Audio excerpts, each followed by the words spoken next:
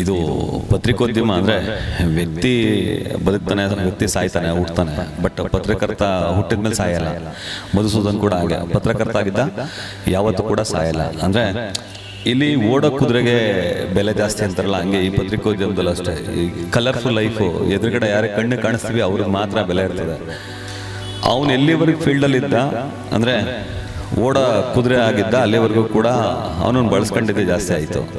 ಅಂದರೆ ಇವನ್ ಎಲ್ಲರೂ ಕೂಡ. ಬಟ್ ನಿಂತಾಗ ಸ್ವಲ್ಪ ಹಿಂದೇಟಾಕಿದ್ದೆ ಜಾಸ್ತಿ. ಮಧುಸ್ವಾಮಿಯಿಂದ ವಿಷಯ ನಂಗೆ ಗೊತ್ತಾಯ್ತು. ಮನೆಗೆ ಹೋಗಿದ್ದೆ, ಏನು ಮಾಡ್ಬೇಕಂತ ನಾನು ವೈಯಕ್ತಿಕವಾಗಿ ಮಾಡಿ ಬಂದಿದ್ದೇನೆ. ಬಟ್ ಅದು ನಂಗೆ ಹೇಳ್ಬೇಕು ಅಂತನಲ್ಲ, ಒಂದಷ್ಟು ಸಮಸ್ಯೆಲಿ ಇದ್ದಾನೆ ಅಂತ ಗೊತ್ತಾದಾಗ ಅವ್ನಿಗೆ ತುಂಬ ಜನ ಬೇರೆ ಬೇರೆ ಕಡೆನೂ ಮೋಸ ಮಾಡಿದ್ದಾರೆ. ಬಟ್ ಮೋಸಗಳಾದಾಗಲೂ ಕೂಡ ಸಹಪಾಠಿಗಳ ಜೊತೆಲಿ ನಿಲ್ಲಬೇಕು. ಬಟ್ ಸಹಪಾಠಿಗಳು ಯಾರು ಜೊತೆಲಿ ನಿಲ್ಲಲಿಲ್ಲ. ಅದೊಂದು ಸ್ವಲ್ಪ ನಂಗೆ ಬೇಸರ ಇದೆ. ಆಮೇಲೆ ಬೈಫರ್ಗೆಟ್ ಆಗ್ತವೆ ಪತ್ರಕರ್ತರಲ್ಲಿ. ಅಂದರೆ ದೊಡ್ಡವರು, ಚಿಕ್ಕವರು, ಹಿರಿಯವರು, ಸಣ್ಣವರು ಅಂತ. ಇಲ್ಲಿ ಯಾರಿಗೂ ಅಲ್ಲ. ನೆನ್ನೆ ಮೊನ್ನೆ ಬಂದು ಹುಡುಗರುಗಳು ನನಗಿಂತ ಅದ್ಭುತವಾಗಿ ಕೆಲಸ ಮಾಡ್ತಾರೆ. ತುಂಬ ಜನ ಕೆಲಸ ಮಾಡೋರು ತುಂಬ ಜನ ಅವರೇ. ನಾನೇನು ಅದರಲ್ಲಿ ಅತಿಶಯ ಕೇಳ್ತಿಲ್ಲ, ಅತ್ಯದ್ಭುತವಾಗಿ ಕೆಲಸ ಮಾಡೋರು ಅವರೇ. ನಾನು ಮಧು ಕೆಲಸ ನೋಡಿದ್ನಿ.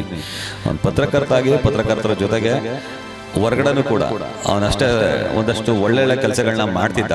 ಸೋಷಿಯಲ್ ಕಾಸ್ ಇಟ್ಕೊಂಡು, ಅಂದರೆ ನಾವ್ಯಾರೂ ಕೂಡ ಗುರುತಿಸದ ಸುದ್ದಿಗಳನ್ನ ಅವ್ನು ಮಾಡ್ತಿದ್ದ. ಫಾರ್ ಎಕ್ಸಾಂಪಲ್, ಯಾವುದೋ ಒಂದು ಮಗು ಹುಷಾರಿಲ್ಲ ಅಂತ ಅಂದಾಗ ನಮ್ಮೆಲ್ಲ ಸುದ್ದಿ ಕ್ಯಾರಿ ಆಗ್ತಿಲ್ಲ ಅಂತ ಅಂದಾಗ ನಾವು ಮಧುಗೆ ಹೇಳಿದಾಗ ಮಧು ಕ್ಯಾರಿ ಮಾಡ್ತಿದ್ದ. ಆ ಥರದೊಂದು 2-3 ಫ್ಯಾಮಿಲಿಗಳನ್ನ ನಾನು ನೋಡಿದ್ದೀನಿ. ಅವನು, ಲೋಹಿ, ಹಿಂಗೆ ಒಂದಷ್ಟು ಹುಡುಗರುಗಳೆಲ್ಲ ಹೆಲ್ಪ್ ಮಾಡಿದ್ದಾರೆ ಸುದ್ದಿಗಳು ಮಾಡಿ.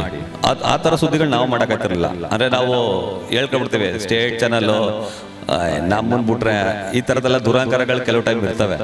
ಬಟ್ ಅದೇನೂ ಅಲ್ಲ. ಯಾಕಂದರೆ ನಮ್ಮ ಕೈ ಏನು ಕೆಲವು ಟೈಮ್ ಕಿತ್ತು ಗುಡ್ಡ ಆಗೋದೇ ಇಲ್ಲ. ಸ್ಟೇಟ್ ಚಾನಲ್ ಇದ್ರು ಏನು ಮಾಡೋಕ್ಕಾಗಲ್ಲ. ಒಂದು ಟೈಮ್ ಸುದ್ದಿನೇ ಮಾಡೋಕ್ಕಾಗಲ್ಲ. ಆ ಥರದ ಸುದ್ದಿಗಳನ್ನ, ಆ ಥರ ಸುದ್ದಿಗಳು ಮಾಡಿದವರು ಈ ಹುಡುಗರುಗಳು. ತುಂಬ ಜನ ಈಗಲೂ ಮಾಡ್ತಾವ್ರೆ. ನಾವು ಕೆಲವು ಟೈಮ್ ಅಲ್ಲೇ ಕಳಿತೇವೆ. ಆ ಲೋಕಲ್ ಚಾನಲ್ ಅವರು ಇವರು ಆ ಥರದಲ್ಲಿ ಅಂತ ಒಂದು ಸ್ವಲ್ಪ ಹಮ್ಮು ಬಿಮ್ಮು ಇರ್ತದೆ ಕೆಲವ್ರಿಗೆ.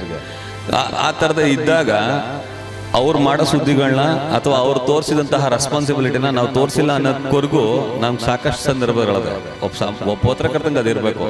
ಬಟ್ ಅಂಥ ಕೆಲಸಗಳನ್ನ ಈ ಮಧು ಆಮೇಲೆ ಟೀಮ್ ಸುಮಾರು ಸುದ್ದಿಗಳನ್ನ ಮಾಡಿದ್ದಾರೆ. ಅದನ್ನು ಅಪ್ರಿಷಿಯೇಟ್ ಮಾಡಬೇಕು. ಬಟ್ ಅಂಥ ಹುಡುಗ ಅಕಾಲಿಕವಾಗಿ ಮೃತಪಟ್ಟಿದ್ದು ನಮಗೂ ಬೇಸರ ಇದೆ. ಬಟ್ ಅದೇ ಎಲ್ಲರ ಕಷ್ಟಗಳಿಗೆ ಸ್ಪಂದಿಸ್ತಿದ್ದ ಅಂಥ ಸುದ್ದಿಗಳ ಮೂಲಕ. ಅಂಥ ಕಷ್ಟಗಳು ಸ್ಪಂದಿಸೋ ವ್ಯಕ್ತಿಗೆ ಸ್ಪಂದಿಸೋಕ್ಕಾಗಲಿಲ್ಲ ಕೆಲವರು. ಅದು ದೊಡ್ಡ ದುರಂತ. ಇನ್ನಾದರೂ ಆ ಥರದ್ದೆಲ್ಲ ಮನೋಭಾವ ಅಥವಾ ಧೋರಣೆಗಳು ಬಿಟ್ಟು ಹೋಗ್ಲಿ. ಪತ್ರಕರ್ತ ಅಂದರೆ ಅವ್ನು ಪತ್ರಕರ್ತನೇ. ಅವ್ನು ದೊಡ್ಡವನು, ಸಣ್ಣವನು, ಚಿಕ್ಕವನು, ಈ ಥರದ್ದು ಯಾವುದು ನನ್ನ ದೃಷ್ಟಿಲಿ ಇಲ್ಲ.